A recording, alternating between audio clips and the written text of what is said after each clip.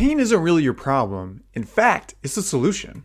But you have to know how to use pain in the right way so it can work for you instead of against you. So let's talk about it. Hey guys, Aaron Kasner, Doctor of Physical Therapy.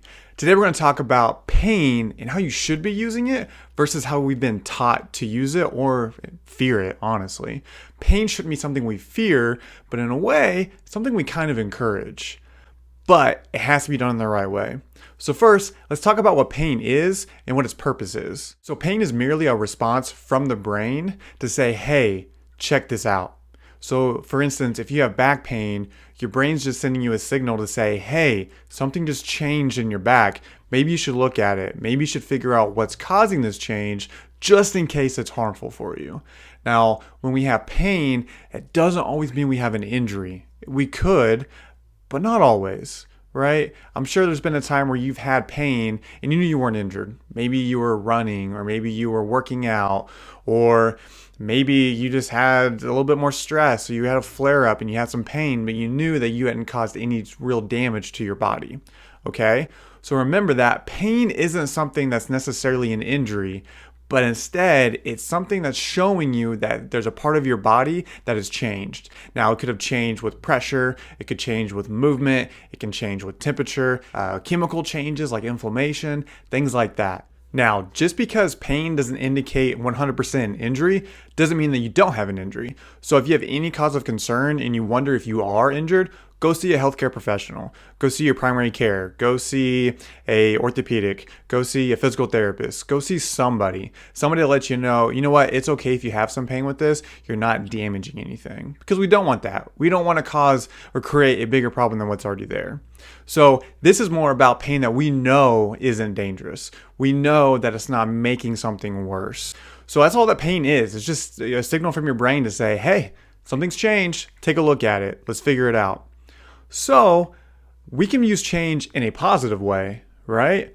Take an example of somebody trying to train for a certain sport. When they're going out and they're trying to get better, they want to feel that pain, right? They want to feel that burn. They want to feel their chest burning because they're breathing heavier than what they're used to. They want to feel their legs burning because they're running and jumping more than they're used to. They know that's a healthy pain. But it's really easy to confuse that pain with the dangerous pain, especially if we are recovering from an injury of the past or we're dealing with chronic pain. We automatically think the pain that we're experiencing is negative. But let's use it in a positive way, okay? Now, that doesn't mean go overboard and just kill yourself and make it be super, super painful and everything that you do is just killer for you. Don't do that. But use pain as your friend.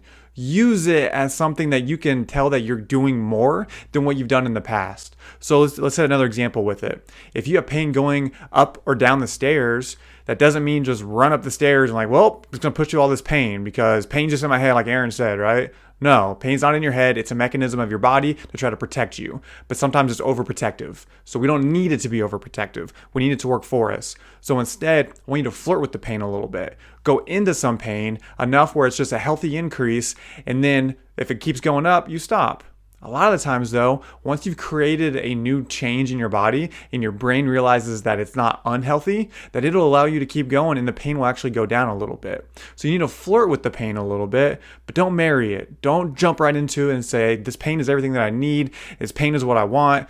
And pain is everything that I live for and breathe for. No, don't do that. Don't be crazy. Don't be crazy about it. Just get out there and work a little bit. Challenge yourself a little bit. Don't think the first time you have pain that you need to stop because you're injured, because we know you're not, right? We've had that checked out. We know that everything is good and you can just keep going and keep moving and keep getting better. So that's what I want you to do. Use pain as an asset. Use it to go up a little bit, but not so much to where it's killing you. So for example, if we want to use a number scale for it, give your pain a number. I don't care what the number is. The pain scale is very subjective. Everybody's going to be different. That doesn't matter. All that matters is what you feel like it is right now. So if you feel like it's at a 4, then on your pain scale, you can go up to a 6 with whatever activity you're doing. Don't go from a 4 to a 10. you're not teaching your body anything other than not to trust you and to say, well, I don't want to do this ever again. So next time we start to do it, I'm going to send a ton of pain, right? Don't do that. Go up to 5, go up to 6, and then go back down. If you start at a 7, go to a 9 if you want. You don't have to. You can go up to a 7.5 or 8, whatever you're comfortable with. Or if you're at a 0, only go to a 2. Don't think, well, I'm only at a 0. I can go up to a 6 or 7. That's tolerable. Don't do that because that's sending your brain the wrong message. Okay? So use pain as an asset. Don't use it as a liability. Don't let it hold you back. Use it to propel you forward. Pain isn't the problem, it's your solution. So find that solution, find what's making you better, and keep going after it. If you like what you saw today, click the like button, hit subscribe, leave a comment below, tell me about your pain experience, and I'll keep posting some videos talking more about pain so you can learn more and I can teach more. All right? Thanks, guys. See you next time.